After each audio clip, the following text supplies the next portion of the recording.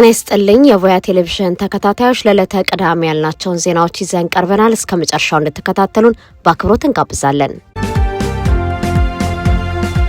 የኢትዮጵያ አገራዊ ምክክር የአዲስ አበባ ምዕራፍ ተጠናቀቀ።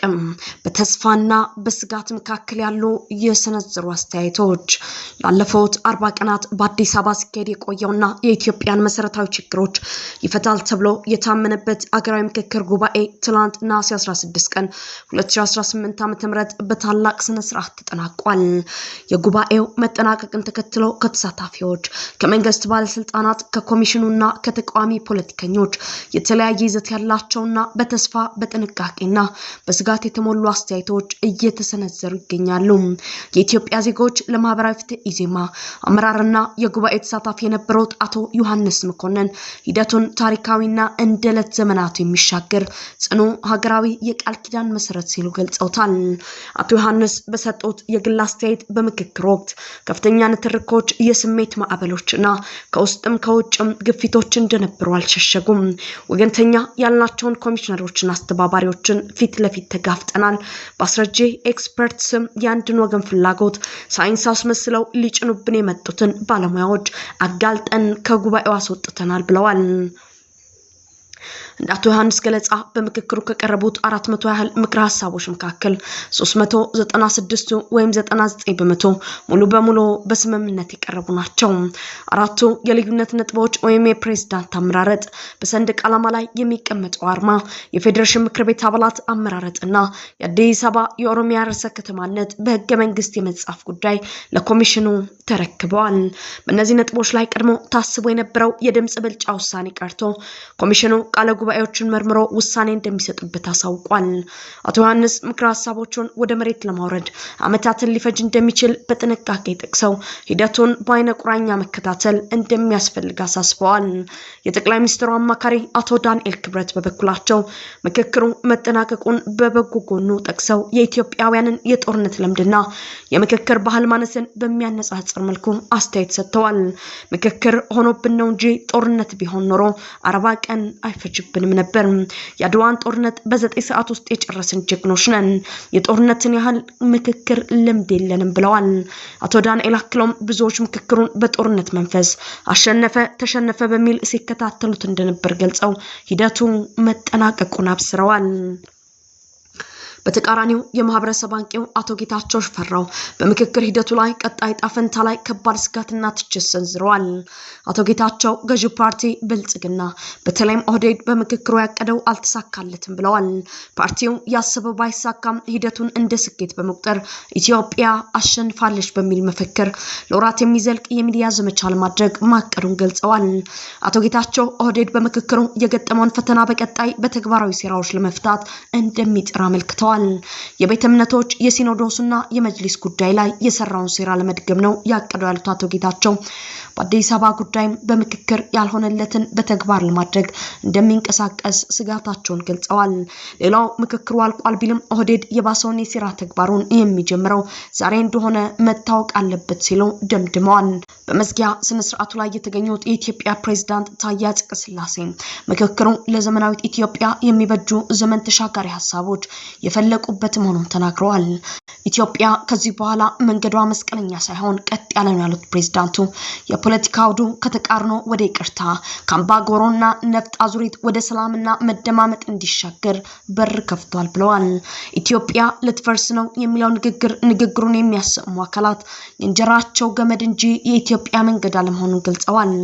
የቀድሞ የኬንያ ፕሬዝዳንት ኡሁሩ ኬንያታ በበኩላቸው የኢትዮጵያ የምክክር ሂደት ጎረቤት ሀገራትን የሚያነሳሳ መሆኑን ገልጸዋል። ለአፍሪካውያን ችግር ከውጭ በሻንጣ የሚመጣ መፍትሄ ሳይሆን አህጉራዊ መፍትሄ እንደሚበጃ አሳስበው ክርክሩ ሲያልቅ እንደ ሀገር ነው የሚቀራቸው ብለዋል። የሀገራዊ ምክክሩ ዋና ኮሚሽነር ፕሮፌሰር መስፍን አራያ 4000 ሰዎች ለዚህ ሁሉ ቀናት ይቆያሉ ተብሎ ቢጠራጠርም ምክክሩን በተሳካ ሁኔታ ማጠናቀቅ መቻሉን ገልጸዋል።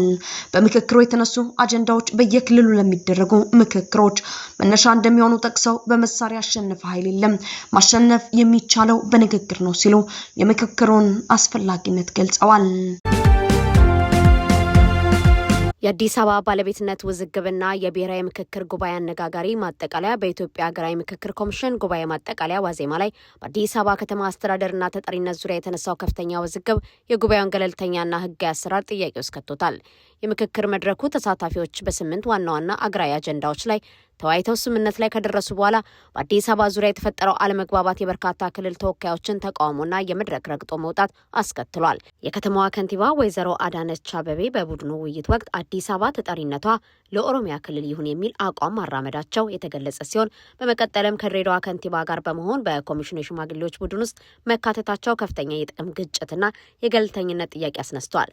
ከዚህ ጎን ለጎን የኦሮሚያ ክልል ርዕሰ መስተዳደር አቶ ሽመልስ አብዲሳና ቡድናቸው አዲስ አበባ በህገ መንግስቱ ውስጥ የኦሮሚያ መቀመጫ መሆኗ እንዲካተትና ተጠሪነቷ ለኦሮሚያ እንዲሆን የሚል ሀሳብ በማንሳት ይህ ካልሆነ ግን ቄሮን እናስነሳለን የሚል ጫና ሲያሳድሩ እንደነበር ተዘግቧል። ሁኔታውን ይበልጥ ያከረረው ደግሞ የኮሚሽኑ አመራር የሆኑት ዶክተር ዮናስ አዳይ ጉባኤተኛው ቀድሞ ያልተወያየበትንና ያልተስማማበትን አዲስ አበባ በኦሮሚያ ስር እንድትሆን ተወስኗል የሚል አጀንዳ ይዘው መውጣታቸው ነው። ይሁንና ድርጊቱን ተከትሎ የአማራ ክልል ርዕሰ መስተዳደር አቶ አረጋ ከበደ ስለኔ የስልጣን ዘመን ሳይሆን ስለ ህዝቡና ስለ ታሪክ ተጠያቂነት ነው የምጨነቀው። አዲስ አበባ የሁሉም ብሔር ብሔረሰቦች በመሆኗ ተጠሪነቷ ለፌዴራል መንግስት ነው መሆን ያለበት በማለት አቋማቸውን በግልጽ አሰምተዋል። ይህንን ተከትሎም የአማራና የሌሎች ክልል ተወካዮች ስብሰባውን ረግጠው የወጡ ሲሆን የተወሰኑ ደግሞ በኮሚሽነሮች ልመና መመለሳቸው ታውቋል። ተወካዮቹ ኮሚሽኑ በስራ ቡድን ደረጃ የጸደቀውን ብቻ እንዲያቀርብ የገባው ቃል ማፍረሱን በመግለጽ ቅሬታ አሰምተዋል። በተጨማሪም የምክክር ጉባኤው ትናንት ምሽት ያካሄደው ምልአተ ጉባኤ ህጋዊ ምልአተ ጉባኤው ሳይረጋገጥ መጠናቀቁ በሂደቱ አስተማማኝነትና አሳታፊነት ላይ ከባድ ጥያቄ አስነስቷል። አብን በብሔራዊ የምክክር ኮሚሽን ሂደት ማጠቃለያ ላይ የታዩትን ህገወጥ ጣልቃ ገብነቶች አጥብቆ ኮነነም።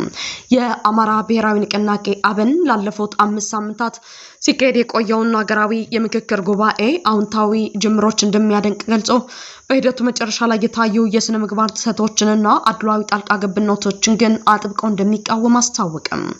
ፓርቲው ዛሬ ነሐሴ 16 ቀን 2018 ዓ.ም ባወጣው ይፋዊ መግለጫ በሺዎች የሚቆጠሩ ኢትዮጵያውያን ከየአቅጣጫው ተሰባስበው የሌሎችን ብሶት ለመስማትና የራሳቸውን እውነታ ለማስረዳት ያደረጉትን ጥረት አድንቀዋል።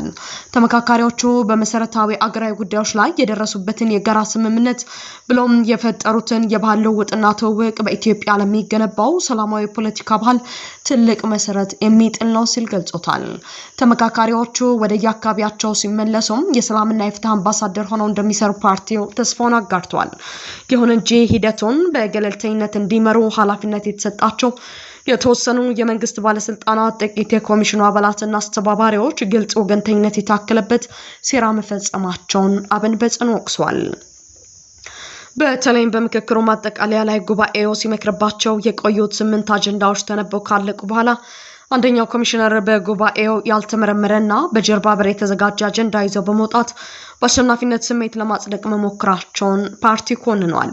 ይህንንም የኮሚሽኑን ገለልተኝነት የሚያጎድፍ ድርጊት በመቃወም ከተለያዩ አካባቢዎች የመጡ ተሳታፊዎች መድረኩን ረግጠው መውጣታቸውን በመግለጫቸው አስታውሰዋል። ንቅናቄው ለምክክር ሂደቱ ሙሉ በሙሉ እውቅና የሚሰጠው ኮሚሽኑ በዕለቱ ስለተፈጸመው ህገወጥ ጣልቃ ገብነት፣ ስለተጨመረው አጀንዳ አመጣጥ እንዲሁም አድሏዊ አቋም ስላንጸባረቁት ኮሚሽነር ለህዝብ ግልጽና ህጋዊ ማብራሪያ ሲሰጥ ብቻ መሆኑን አሳስበዋል። አብን አክሎም የኢትዮጵያ ህዝብ ለህዝብ ይፋ በሆኑት 8 አጀንዳዎች ላይ የተደረሰውን ስምምነት ብቻ እውቅና እንዲሰጥና ህዝብን ለክፍፍል የሚዳርጉ ሴራዎችን እንዲያወግዝ ጥሪ አቅርበው የህዝብ ድምጽ በፖለቲካ ሴራ ሊሻር አይችልም በማለት መግለጫውን አጠናቋል። ግብጽ ከኢትዮጵያ በስተቀር ከአባይ ተፋሰስ ሀገራት ጋር ምንም ችግር የለባትም ሲሉ የግብጽ መስኖ ሚኒስትር ተናገሩ። በታንዛኒያ የተገነባው ጁሊየስ ኒሬሬ የሃይድሮ ኤሌክትሪክ ግድብና ኃይል ማመንጫ በዛሬው ዕለት የተመረቀ ሲሆን በምረቃ ስነ ስርዓቱ ላይ የግብጽ ጠቅላይ ሚኒስትርን ጨምሮ ከፍተኛ የሀገሪቱ ባለስልጣናት ተገኝተዋል። ወደ ታንዛኒያ ከሄዱት ውስጥ የግብጽ ውሃና መስኖ ሚኒስትር ሃኒስ ዌልም አንዱ ሲሆኑ ትላንት ከካይሮ በተሳፈሩበት ወቅት ለጋዜጠኞች መግለጫ ሰጥተዋል። መግለጫቸውን የጀመሩትም የኢትዮጵያ ታላቁ የህዳሴ ግድብ ህገወጥና ዓለም አቀፍ ህግን የሚጥስ በመሆኑ እውቅና አንሰጠውም በሚል ነው። ሲቀጥሉም የታንዛኒያው ጁሊየስ ኒሬሬ ግድብና የኢትዮጵያ ታላቁ ህዳሴ ግድብ ፍጹም ተቃራኒ መሆናቸውን ገልጸዋል። ሲናገሩም ታላቁ የህዳሴ ግድብ ዓለም አቀፍ ህግን ችላ በማለት በታችኛው ተፋሰስ ሀገራት ምን ሊከሰት እንደሚችል ከግምት ውስጥ ያላስገባና በተናጠል ውሳኔ የተሰጠበት መጥፎ ምሳሌ ነው። በአፍሪካና በአባይ ተፋሰስ ውስጥ ባሉ ወንድማማቾች መካከል ጉዳት፣ ግጭትና መከፋፈል የሚፈጥር ግድብ በመሆኑ ተቀባይነት የለውም ያሉት ሚኒስትሩ ግብጽ ከኢትዮጵያ በስተቀር ከሌሎቹ የአባይ ተፋሰስ ሀገራት ጋር ምንም ችግር እንደሌለባት አስረድተዋል። ግብጽ ከአባይ ተፋሰስ ሀገራት ጋር አዳዲስ ግድቦች እንዲገነቡ በትብብር እየሰራች እንደምትገኝም ጠቅሰዋል። ሲቀጥሉም ከአፍሪካ ሀገሮች ጋር በግብጽ እውቀትና በከፊል የግብጽ ገንዘብ ድጋፍ ግድቦችን መገንባት በምንችልበት እድል ላይ እየተወያየን ነው። ዋናው ነገር መልካም ጉርብትናና ዓለም አቀፍ ህግን ማክበር ቢሆንም ከኢትዮጵያ በኩል ግን ይህንን ማግኘት አልተቻለም በማለት ገልጸዋል። የታንዛኒያው ዛሬ የተመረቀው ጁሊየስ ኔሬሬ ግድብ ከግብጽ ጋር በጥምረት የተገነባ ነው። የኢትዮጵያ የኢንሹራንስ ዘርፍ ተደራሽነት በ0.27 በመቶ ብቻ የተገደበ መሆኑን ተከትሎ የዘርፉ ባለሙያዎችና ኩባንያዎች አፋጣኝ መዋቅራዊ ማሻሻያና ራሱን የቻለ ገለልተኛ ተቆጣጣሪ ተቋም እንዲቋቋም ጥሪያቸውን ዳግም አቀረቡ። በአዲስ አበባ በተካሄደው 6ኛው ዓለም አቀፍ ከወለድ ነጻ ባንክና ተካፍሎ ፎረም ላይ የቀረበው ትንታኔ እንደሚያሳየው ኢትዮጵያ ከኬንያ ጋር ተቀራራቢ አጠቃላይ የሀገር ውስጥ ምርት ጂዲፒና ሰፊ የህዝብ ቁጥር ቢኖራትም የኢትዮጵያ የኢንሹራንስ ገበያ መጠን $217 ሚሊዮን ብቻ ሆኖ ሳለ የኬንያ ግን $3.5 ቢሊዮን ደርሷል። ይህም የኬንያ ገበያ ከኢትዮጵያ በ12 እጥፍ የላቀ ያደርገዋል። ይህ የገበያ ክፍተት በዋናነት የሚታየው በግብርናው ዘርፍ ላይ ነው። ግብርና ከሀገሪቱ ኢኮኖሚ ከ40 በመቶ በላይና ከ70 በመቶ በላይ የስራ ዕድል የሚሸፍን ቢሆንም የግብርና ኢንሹራንስ ሽፋን ከ1 በመቶ በታች መሆኑ የሀገሪቱን የኢኮኖሚ ምሰሶ ያልታደገ የመዋቅር ቀውስ መኖሩን ያጋልጣል። የመንግስት ይዞታ የሆነው የኢትዮጵያ መድን ድርጅት ከገበያው ከ37 በመቶ በላይ መቆጣጠርና የዘርፉ ቁጥጥር አሁንም በኢትዮጵያ ብሔራዊ ባንክ ስር በአንድ ዳይሬክቶሬት ብቻ መወሰኑ ዘርፉ እንደ ህንድ ያሉ ተሞክሮችን በመከተል የቁጥጥርና የገበያ ልማት ስራን የሚያጣምር ገለልተኛ ባለስልጣን እንዲፈልግ አስገድዶታል። መንግስት ዘርፉን ለውጭ ኩባንያዎች ደረጃ በደረጃ ክፍት ለማድረግና ገለልተኛ ተቆጣጣሪ ለማቋቋም ረቂቅ አዋጅ እያዘጋጀ ቢሆንም ባለሙያዎች ግን የገበያ መከፈት ብቻውን ፈውስ እንደማይሆን ያስጠነቅቃሉ።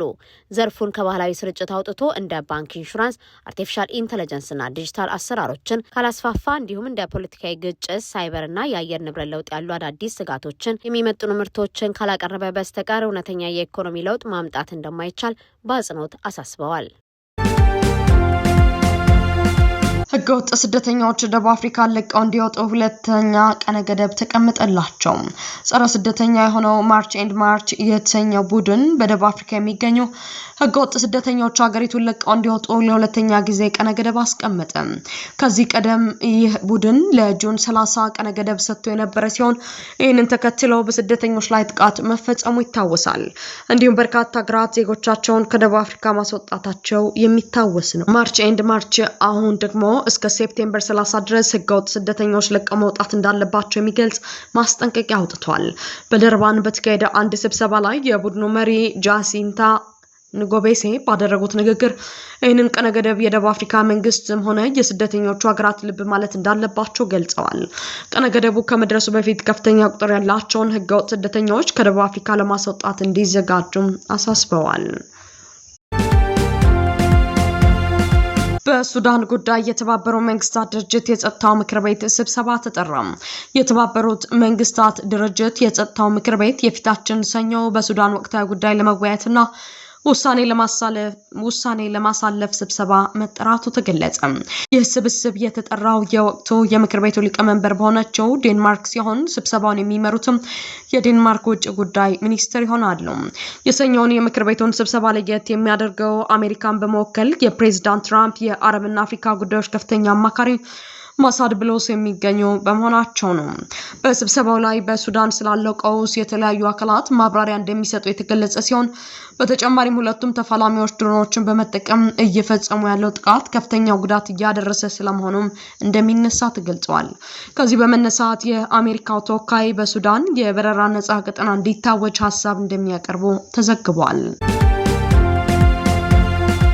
የናፍቆት እንባ ለጣዕመ ዜማው ንጉስ የሙነሺድ ሙሐመድ አወል ሰላህ መታሰቢያ ሞቴ ስጋን ድንኳን ቢያፈርስም ከልብ የመነጨ የጥበብንና የመንፈስን አሻራ ግን ከቶ ማጥፋት አይችልም። በምድር ላይ አጭር ጊዜ ኖረው ነገር ግን ለዘመናት የሚዘልቅ የማይነጥፍ የፍቅርና የመንፈስ ቅርስ ትተው የሚያልፉ ብርቅዬ ሰዎች አሉ። ከነዚህ የዘመን እንቆች መካከል በጣዕመ ዜማው የበርካቶችን ልብ ጠበውና ነፍስን በሰላም ያዋዛው አንጋፋው ሙነሺድ ሙሐመድ አወል ሰላህ ግንባር ቀደሙ ነው። በኢትዮጵያ የእስልምና መንፈሳዊ ዜማዎች ታሪክ ውስጥ የመንዙማና ነሽዳ ስም ሲነሳ እንደ ጎህ ብርሃን ፈንጥቆ እንደ ማለዳ ጤዛ ልብን የሚያለመልመው የሙሐመድ አወል ድምጽ ይቀድማል። በዚያ ዘመናዊ የሙዚቃ መሳሪያዎች ባልነበሩበት ዘመን ፈጣሪ በቸረው አስደናቂ የተፈጥሮ አንጀት አርስ ድምጽ ብቻ በሚሊዮኖች ልብ ውስጥ የዘለቄታ ዙፋን መገንባት ችሏል። እንደ አሚን አሚን ያሉ ዘመን የማይሽራቸው ስራዎቹ ዛሬም ድረስ በየቤቱና በየመስጂዱ ሲያስተጋቡ የእርሱ ህያው መንፈስ አብሮን እንዳለ ይሰማናል። ከማይጠገቡ ጥበብ ባሻገርም በህይወት ዘመኑ ያሳየው ወደር የሌለው ትህትና፣ ቅንነትና ለሰው ልጅ የነበረው ፍቅር ከስራዎቹ በላይ ትልቅ የህይወት ትምህርት ሆኖ ተቀርጿል። ነሐሴ 17 ቀን ሲመጣ የጥበብ አፍቃሪው ልብ በናፍቆትና በከባድ ሐዘን ይሞላል። ያሮሮሩ ድምጽ ያ የተረጋጋ መንፈስ ከኛ የተለየበት ዕለት ነውና ሆኖም ሙሐመድ አወል ሰላህ በስጋ ቢለየንም በተከተላቸው መልካም አሻራዎችና ባፈራቸው የጥበብ ፍሬዎች አማካኝነት ስሙ ሁሌም ከፍ ብሎ ይኖራል። ዛሬም ድረስ የእርሱ ፈለግ አዳዲስ ሙነሺዶችን እያቀበለ ዜማውም በልባችን ማህደር ውስጥ እንዳዲስ እየፈሰሰ ዘመናትን ይሻገራል። በአሜሪካ እስር ቤት የሚገኙትን ዶክተር ብርሃኑ ክብረት የጠበቃ ወጪ ለመሸፈን የገንዘብ ማሰባሰቢያ ዘመቻ ተጀመረ። በሜሪላንድ ዩኒቨርሲቲ መምህር የሆኑት ዶክተር ብርሃኑ ክብረት ጁላይ 21 ቀን 2026 በአሜሪካ የኢሚግሬሽንና ጉምሩክ ግብረ ኃይል መታሰራቸውን መዘገባችን ይታወሳል። መምህሩ በዋስ እንዲለቀቁ ለፍርድ ቤት አቤቱታ አስገብተው የነበረ ቢሆንም ውድቅ የተደረገባቸው መሆኑ ይታወቃል። በዚህ ሂደት ለጠበቃ ክፍያ የፈጸሙ ሲሆን አሁን ላለው ቀጣይ የህግ ሂደት ደግሞ ተጨማሪ ክፍያ እንዲፈጽሙ ተጠይቀዋል። የተጠየቁት $11800 ከባድ በመሆኑ በትብብር ይህንን የጠበቃ ወጪ ለመሸፈን የሚያስችል የጎፈንድሚ የገቢ ማሰባሰቢያ ዘመቻ ተጀምሯል። ዘመቻውን ያዘጋጁት አቶ ይርጋ ወንድሜነህ እንደገለጹት ዶክተር ብርሃኑ መምህር ብቻም ሳይሆኑ አማካሪ፣ ተመራማሪ፣ የስራ ባልደረባ፣ ጓደኛ፣ የሁለት ልጆች አባት፣ ታማኝ ባልና የኢትዮጵያ ኮሚኒቲ አባል ናቸው። ለአመታት ተማሪዎቻቸውን ከመደገፍም በላይ በዙሪያቸው ላሉ ሰዎች በመስጠትም የሚታወቁ መሆናቸውን አውስተዋል። ካለፈው አንድ ወር አንስቶ በአይስ ከታሰሩ ወዲህ ግን በእሳቸውና በቤተሰቦቻቸው ላይ የስሜትና የገንዘብ ጫና መፈጠሩን አስታውቀው አሁን ከስር ተፈተው ወደ ሀገራቸው ለመመለስ የኢሚግሬሽን ህጋዊ ሂደቶችን ለማለፍ እንዳለባቸው ገልጸዋል። እነዚህን ወጪዎች ለመሸፈን እንዲያስችላቸውና ሸክማቸውን ለማቃለል በሚል የገቢ ማሰባሰቢያው መከፈቱን ጠቅሰው እያንዳንዱ አስተዋጽኦ ዋጋ አለው ብለዋል። ጨምረውም በገንዘብ መዋጮ ማድረግ ያልቻሉ የገቢ ማሰባሰቢያውን ከጓደኛ ቤተሰብና ተማሪዎች ሼር ማድረግ ትልቅ ለውጥ ሊያመጣ እንደሚችል በመግለጽ መረጃውን እንዲያጋሩ በአክብሮት ጥሪ አቅርበዋል። ፈረንሳይ ለዩክሬን አዲስ ሚሳኤል መከላከያ ልትሰጥ መሆኑን ገለጸች። ሩሲያ በዛሬው ዕለት የፕሬዝዳንት ዘለንስኪ ትውልድ ቦታ በሆነው ክሬቬሪህ ከተማ ላይ 2 ጊዜ የድሮን ጥቃት የፈጸመች ሲሆን ይሄም ቢያንስ 16 ሰዎችን ገድሎ 130 ያህሉን ደግሞ አቁስሏል። ጥቃቱ በአውሮፓ መሪዎች ከፍተኛ ውግዘት የገጠመው ከመሆኑም በላይ የአውሮፓ ህብረት ከፍተኛ ዲፕሎማት የሆኑት ካጃ ካላስ በዲዛይን የተፈጠረ ሽብር ነው ብለውታል። የፈረንሳዩ ፕሬዝዳንት ማክሮን ጥቃቱን በተመለከተ ከዩክሬኑ አቻቸው ጋር መወያየታቸውን ገልጸው የተፈጠረውን ክስተት አስፈሪ በማለት ገልጸው ስጋት እንዳደረባቸው በኤክስ ገጻቸው ላይ ጽፈዋል። ጨምረውም ዩክሬን የአየር ክልሏን እንድትከላከልና ይህንን መሰል ጥቃት እንድታከሽፍ የሚያስፈልጉትን ሁሉንም አይነት ዘዴዎች ማቅረብ ወሳኝ ነው ካለው በኋላ ዘለንስኪ የፈረንሳይን ሚሳኤል መከላከያ እንዲሰጧቸው ጥያቄ እንዳቀረቡላቸው አስረድተዋል። አክለውም ሩሲያ ጦርነቱን ለማቆምና ሰላም ለመፍጠር ፈቃደኛ እስካልሆነች ድረስ ጫና ማድረጋችንን እንቀጥላለን በማለት ገልጸዋል።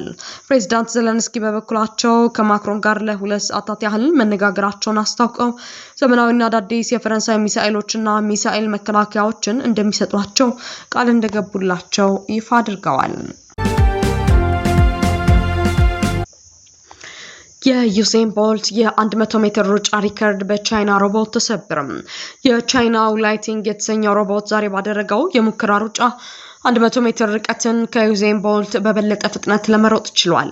ይህ ሮቦት ባከናወነው የ100 ሜትር የልምምድ ሩጫ ርቀቱን በ9.32 ሰከንድ ውስጥ ለማጠናቀቅ መቻሉ ተዘግቧል። ይህም ማለት ጀማይካዊ አትሌት ዩሴን ቦልት በ29 በለንደን አትሌቲክስ ሻምፒዮና ከገባበትና የዓለምን ሪከርድ ከጨበጠበት ሰዓት ላይትኒንግ ሮቦት በ0.26 ሰከንድ ፈጥኖ መግባቱን የሚያሳይ ነው። ይህ ሮቦት ይህንን ብቃቱን ያሳየው ዛሬ በቤጂንግ በተጀመረው ሁለተኛው የዓለም ሮቦቶች የሩጫ ውድድር ላይ ነው። ባለፈው ዓመት በተከናወነው ውድድር ላይ በርካቶች ሮቦቶች ውድድሩን ማጠናቀቅ ሳይችሉ የቀሩ ሲሆን ዘንድሮ ላይትኒንግ ይህንን ብቃት ማሳየቱ በዘርፉ ላይ መሻሻሎች መፈጠራቸውን ያመለክታል። በቻይናው የስማርት ስልክ አምራች ሆኖር የተመረተው ላይትኒንግ ባለፈው ሚያዝያ ወር በተደረገ የቤጂንግ የሮቦቶች ግማሽ ማራቶን በ50 ደቂቃ ከ26 ሰከንድ በመግባት ያሸነፈ ነው።